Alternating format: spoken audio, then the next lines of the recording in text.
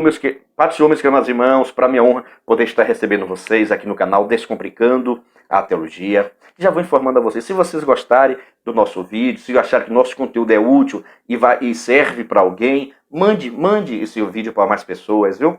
Deixe seu comentário aqui de baixo, deixe seu like, se inscreva no nosso canal, ative o sininho para receber todas as nossas notificações, deixe comentário, fique atento, nós toda semana estamos postando vídeo agora, para que você possa estar lhe ajudando na sua escola bíblica dominical, tá bom? E posteriormente estarei também fazendo novos vídeos de ilustração, de conhecimento bíblico, de teologia, de escatologia, para que assim possa estar lhe ajudando a compreender mais as coisas do Senhor, tá bom? Vamos dar seguimento agora à nossa aula da Efísios Escola Dominical.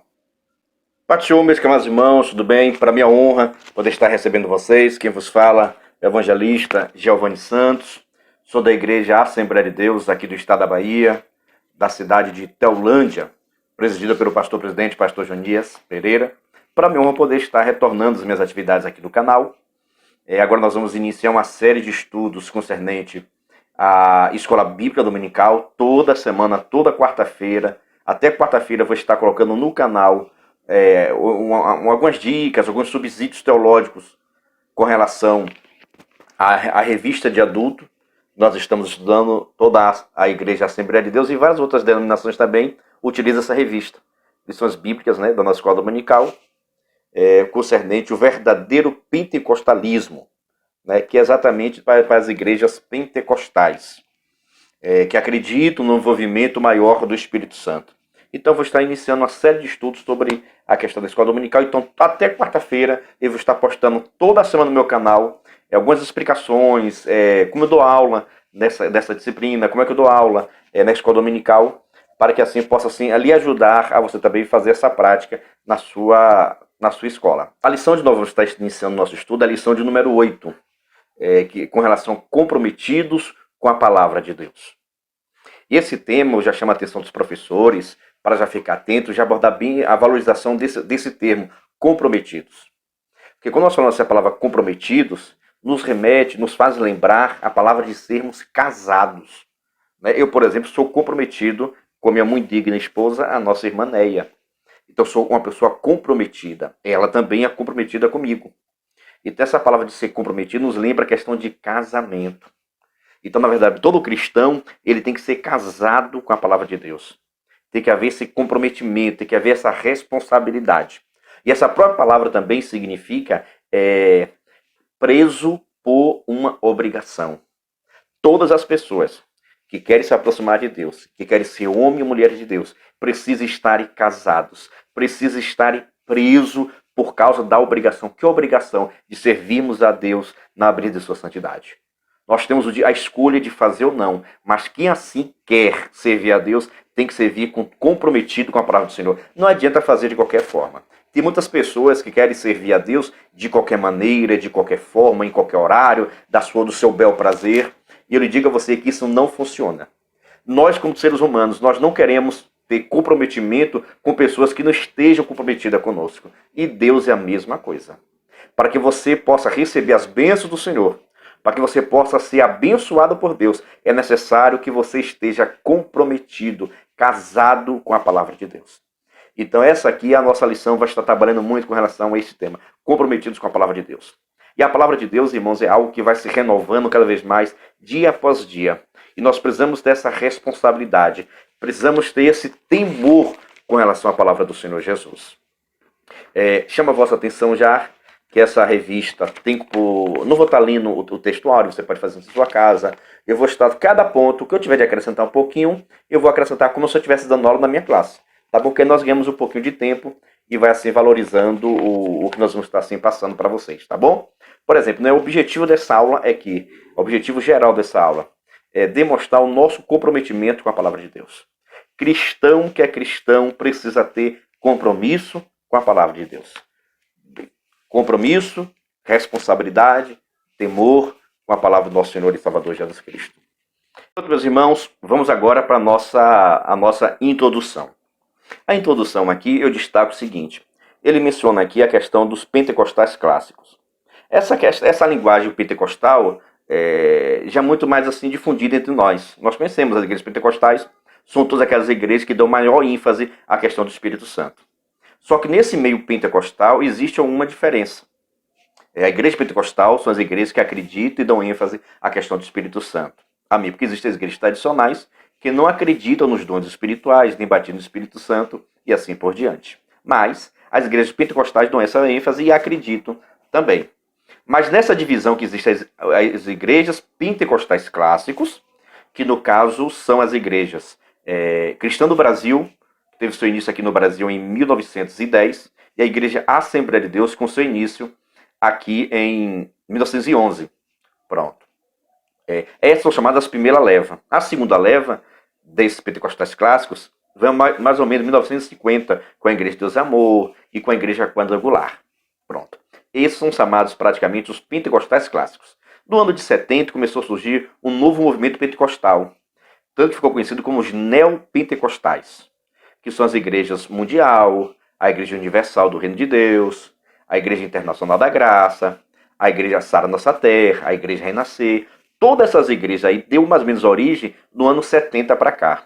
E essas igrejas daí são chamadas igrejas neopentecostais, porque também acreditam na questão dos dons espirituais, mas dão, de um certo modo, maior ênfase à questão da teologia, a teologia da prosperidade. Algo que os pentecostais clássicos criticam, não aceitam, não concordam. Mas cada igreja segue o seu segmento, cada igreja segue aquilo que concorda, aquilo que aceita, aquilo que vê como verdade.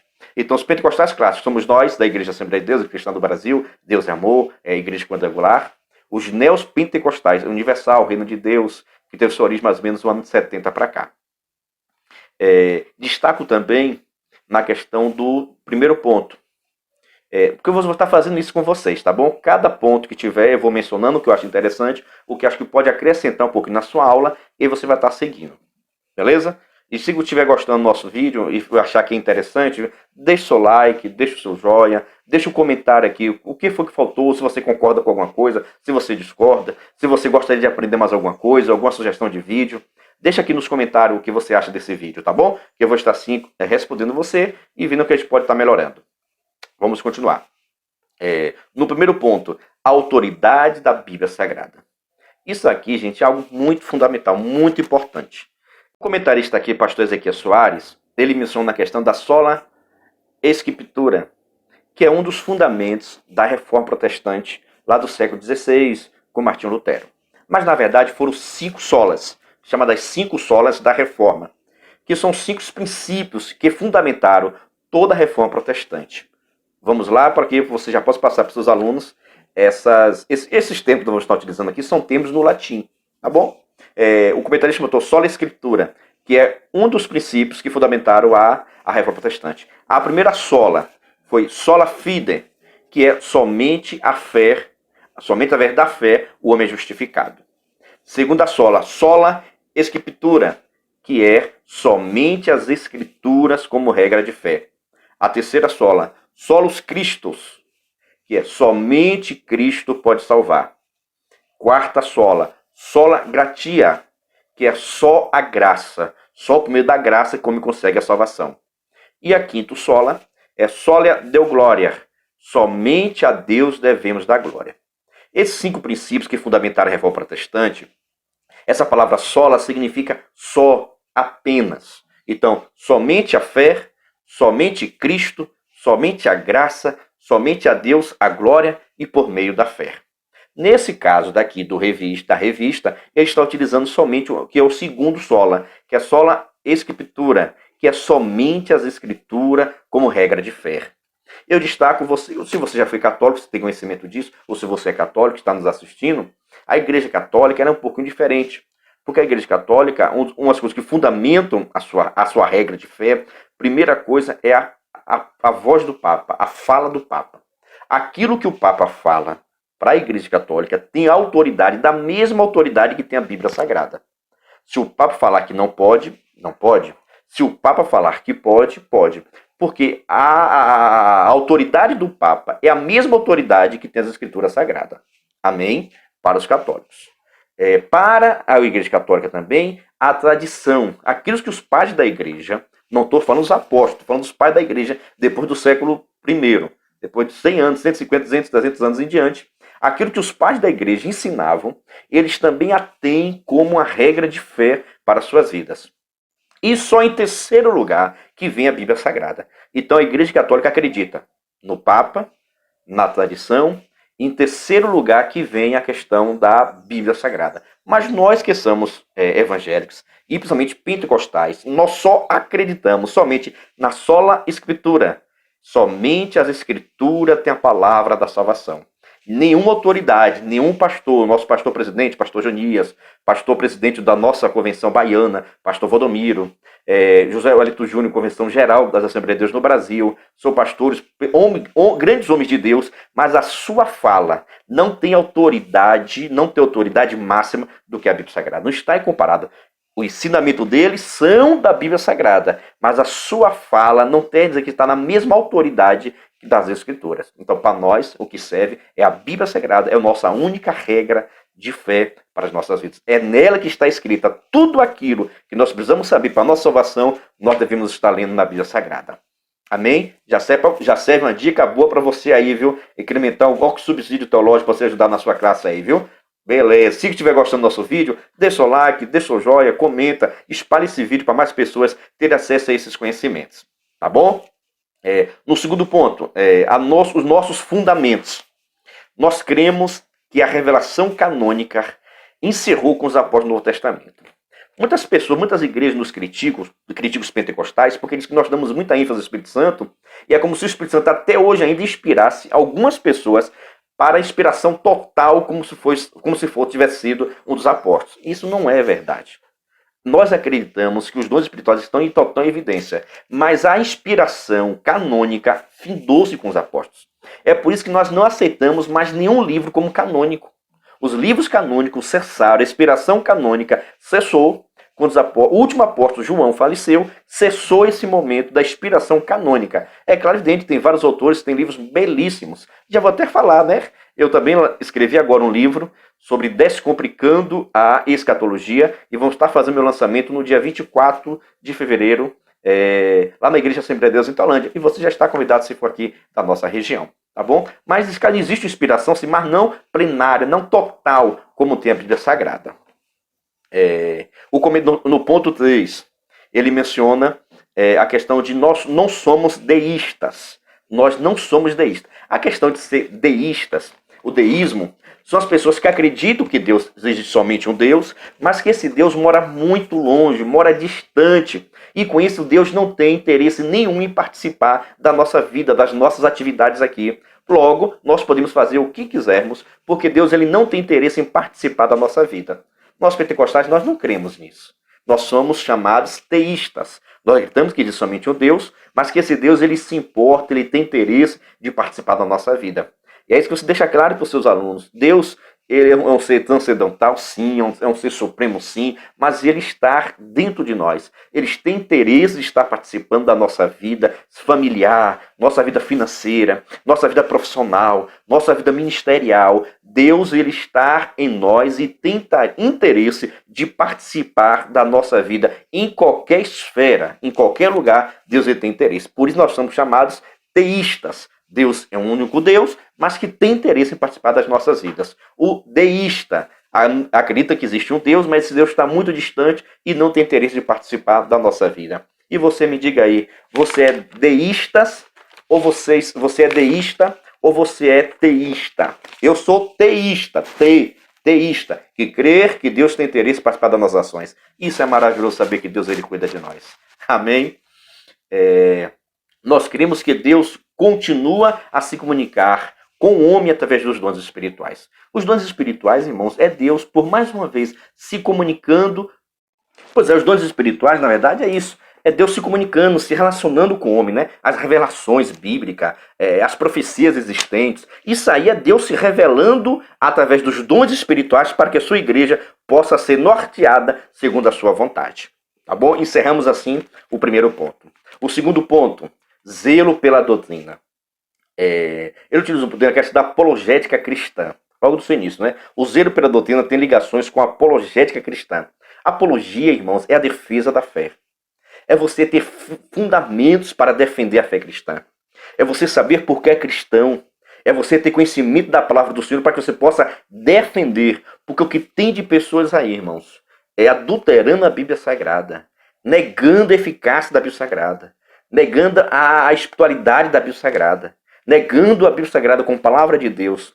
Isso não está, irmãos, é uma coisa assim que dói no nosso coração. Já chegou as pessoas até recentemente, ouviu até um pastor pregando que a igreja precisava ser renovada. A igreja precisa, a Bíblia precisa ser renovada. É porque ele nunca leu na Bíblia que a Bíblia Sagrada, a palavra do Senhor se renova a cada manhã. É assim que tem que estar sobre a nossa vida. Veja só, meus irmãos, aqui ainda no ponto do... eu só tô com a revista mesmo, tá vendo? Eu vou riscando, ó, minha revista, ó, que facilita as minhas aulas. No ponto 2, o zelo pela doutrina.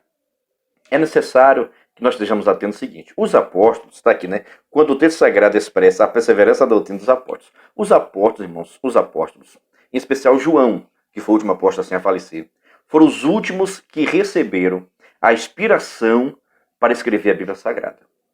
Então, essa questão da inspiração para escrever a Bíblia Sagrada cerrou, acabou-se. Foram aproximadamente 40 escritores da Bíblia. O último a escrever a Bíblia foi o apóstolo São João. Mas depois dele, ninguém tem mais, recebe essa inspiração do Espírito Santo para escrever a Bíblia Sagrada. Tem inspiração para escrever livro e assim por diante, dar uma mensagem, um esboço bíblico. Mas isso não é inspiração plenária da Bíblia Sagrada, total da Bíblia. Amém? Com relação ao conteúdo da fé. Irmãos, é até estranho um pouquinho para a gente, mas vocês sabiam que a nossa igreja, a Assembleia de Deus, nós temos os nossos credos, nós temos as nossas crenças, nós temos nossos fundamentos, nós temos as nossas confissões de fé. A Igreja Católica, muitos até conhecem, né, os chamados dogmas da Igreja Católica, né? E nós temos também os nossos ensinamentos, a nossa regra de fé, o que é que nós acreditamos. Eu até recomendo você a ler o livro, a Declaração de Fé da Igreja Assembleia de Deus. É um livro bastante barato, custa uns 15 reais, você acha 15, 12, 15, 18 reais, menos de 20 reais você acha esse livro. Que vai falar exatamente o que é que a Igreja Assembleia de Deus era crer. Eu tenho esse livro, tem em PDF. Se uma pessoa quiser, mande para mim aí nos comentários que eu mando para você em PDF, tá bom? E nós temos o nosso declaração de fé, que é exatamente o que é que nós acreditamos. Eu fiz até um vídeo algum tempo atrás, e vou botar aqui agora, vou botar no card aqui, para falar acerca da declaração de fé da Assembleia de Deus, tá bom? Eu vou deixar aqui no card um vídeo que eu falo sobre a declaração de fé da Assembleia de Deus, e posso até deixar aqui nos comentários também a declaração de fé, as principais declarações de fé da nossa igreja. Já vai facilitar você na escola bíblica dominical, hein? Já vai chegar marcando pose, viu? Deus abençoe. E por isso, irmãos, nós precisamos conhecer o que nós acreditamos, o que nós ensinamos, porque é isso que vai definir o que aceita de uma igreja. Chama a vossa atenção também que no terceiro ponto, cuidado quanto ao modismo. Essa palavra modismo, irmãos, é exatamente traduz o seguinte: aquilo que está na moda. E no meio pentecostal também muita coisa acontece. O comentarista até mencionou aqui, talvez você não é da época, não tenha estudado sobre isso, né? A questão do dente de ouro. Já teve períodos aí da história que tinha pastores que oravam e clamavam a Deus, e de repente tinha pessoas que o dente nascia dente de ouro, ou aparecia dente de ouro na sua boca. É isso aí. Se você nunca ouviu essa história, pesquisa aí, que você vai ver pastores orando e, segundo os mesmos, ou algumas pessoas, apareceu na sua boca dente de ouro. Você acredita? E aí, pesquisa aí para você estar vendo sobre isso, viu? E onde esses pastores iam, as pessoas tudo iam atrás. Até para pudesse ver, pudesse contemplar, pudesse receber, né? Imagine só que tal ser um dente, aparecer um dente de ouro, hein? Só misericórdia, irmãos. A questão da unção do cai-cai. A unção, irmãos, do sopro, de que a pessoa soprava e as pessoas saíam tudo caindo uma escada de dominó. Então, todos são modismos que vão aparecer no meio pentecostal como maior manifestação do Espírito Santo. Mas eu pergunto, o que isso vai acrescentar na nossa fé? O que isso acrescenta no nosso meio? Qual a edificação que vai ter na nossa vida com essas coisas? E esses pastores que iniciaram com esses movimentos, o G12 também, deu muita dor de cabeça nos anos 2000 para cá, muita dor de cabeça. Eu pergunto, cadê essas pessoas? Foram para onde? Apareceram e sumiram. Então, será que era Deus que fazia esses movimentos ou tinha algo por trás? Vou deixar para a sua própria consciência. Agora no ponto 3, no segundo item, coisa bastante interessante também, viu? Aumenta o volume aí, porque tem coisa de Deus para você, viu? Procura apresentar Deus aprovado. Procura apresentar Deus aprovado. Essa palavra aprovada, irmãos, vem do grego dokimos. Então procure apresentar Deus dokimos. Essa palavra dokimos, que significa em português aprovado, originou-se da seguinte situação.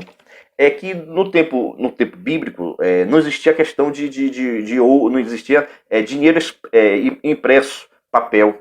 Então normalmente era derretido os metais eram derretidos, os metais eram derretidos, e com isso se cunhava, né, fazer um molde das moedas, pregava-se também, desenhava-se a questão somente o rosto, né, o desenho do rosto do imperador.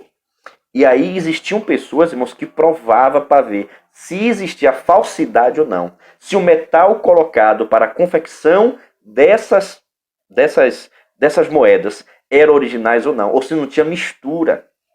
Então era quando a moeda, que era o dinheiro da época, passava por um processo de aprovação para ver sua qualidade, para ver se aquela moeda era aprovada ou não. Então essa questão de dokimos é isso, é para ver a autenticidade. É para ver se a moeda era verdadeira ou era falsificada. Há quem diga que algumas pessoas pegavam assim a moeda e mordia fortemente a moeda. E se a moeda ficasse com as marcas do dente, é porque essa moeda era aprovada, é porque ela realmente só tinha metais preciosos e não tinha mistura nenhuma. Mas se quando ao morder não ficasse nenhum sinal, é porque essa moeda não era dokimos, não estava aprovada. Então existiu um experimento para verificar se estava aprovada ou não. A mesma coisa tem que ser o cristão. O cristão, irmãos, para ser dokimos, tem que ter autenticidade, tem que ser verdadeiro, tem que ser testado para verificar a sua autenticidade. Tem muito obreiro falsificado por aí, viu? Tem muito obreiro, irmãos, que quando você vai verificar se existe autenticidade ou não, você percebe ele em falha. Você percebe, irmãos, que ele é falsificado, os seus ensinamentos são falsificados, a sua vida é falsificada, seu ministério é falsificado. E nós devemos estar muito atentos. Por isso que a palavra do Senhor nos alerta a sermos provados, aprovados, que nós sejamos dokimos, que nós sejamos aprovados pelo nosso Deus. Porque quem vai fazer essa prova, às vezes ao fazer essa prova, né, deixa algumas marcas na nossa vida, mas as marcas que nós temos é que nós somos aprovados por Deus. Então seja dokimos, seja aprovado quando você for experimentado. Amém? Eu creio que você deu glória a Deus aí, viu? E se você for pregador, serve você botar isso na mensagem, viu? No ponto 3, né? O obreiro. Irmãos, a palavra obreiro, irmãos, todas as pessoas que fazem qualquer coisa na obra do Senhor é um obreiro da casa do Senhor. Ele pode ir no seu pastor, diácono, presbítero, e assim que são a questão do ministério da igreja, mas todos que exercem a função, algo na casa do Senhor, são obreiros ou obreiras da casa do Senhor. E meus parabéns para você que faz alguma coisa para a casa de Deus. Meus parabéns para você que é obreiro na casa de Deus. Continue assim. Agora seja obreiro também aprovado na casa do Senhor. E para nós concluirmos a lição. Essa lição, irmãos, vai muito falar acerca do comprometimento com a palavra do Senhor, da responsabilidade. Não fazer a obra do Senhor relaxadamente. Ter responsabilidade, ter temor, ter conhecimento. Para que você possa ser aprovado pelo Senhor, para que você tenha responsabilidade. Isso, irmãos, vai ter muita dor de cabeça, vai ter muito trabalho, muita dificuldade realmente. Mas quando nós temos compromisso com a ajuda do Senhor, Deus também nos ajuda. Para nós concluirmos a lição, nós temos compromisso com a palavra de Deus e cremos que ela é a única revelação de Deus escrita para a humanidade. Diante disso, fica claro que nenhuma outra literatura exerce autoridade sobre a vida sagrada. Você sabe muito bem que para a Igreja Adventista do Sétimo Dia, um livro inspirado, exatamente os escritos de Ellen White, para a Igreja Adventista, tem a mesma importância do que a Bíblia Sagrada. Para a Igreja dos Mormons, é o livro dos Mormons, tem o mesmo valor da Bíblia Sagrada. Para a Igreja Adventista, para a seita, né, Testemunho de Jeová, o livro O Grande Conflito também é exatamente tem autoridade da Bíblia Sagrada. Para a Igreja Católica, a fala do Papa, a tradição tem autoridade da Bíblia Sagrada. Mas para nós que estamos protestantes, para nós que somos cristãos, a Bíblia Sagrada ela é a única regra de fé. Nele está contida tudo aquilo que nós precisamos saber para assim nós alcançarmos a salvação em Cristo Jesus. Já estou aqui encerrando esse nosso primeiro comentário da revista dominical. Espero que você tenha gostado, espero que venha acrescentar. Aos poucos nós vamos melhorando um pouquinho a questão da qualidade do vídeo. Estou um pouquinho aqui fora do meu escritório, por questão de minha filha tá... um bocado de coisa, né? Mas que Deus possa abençoar a sua vida, que Deus... Meus queridos irmãos, já vou encerrando agora aqui minha participação nesse vídeo, nosso primeiro vídeo da série da Escola Bíblica Dominical. Espero que você tenha gostado, espero que seja útil para você. Toda semana, até quarta-feira, eu vou estar postando no meu canal Descomplicando a Teologia um vídeo sobre a lição de adultos. Tá bom? Vou estar fazendo isso. Sempre lendo o que eu tiver de acrescentar em cada ponto. Eu vou mencionando um ponto e vou lhe dando um pouquinho alguns adendos, alguns acréscimos, alguns subsídios teológicos para que você possa assim, fazer a aplicação na sua classe. Tá bom? Se você gostou desse vídeo, mande para o seu colega, mande para os seus alunos, mande para a classe de professores para a sua igreja, né? Para que assim, nós possamos estar assim, contribuindo com mais pessoas a adquirir esse conhecimento. Tá bom? Se você não é inscrito no nosso canal, se inscreva no nosso canal em nome de Jesus.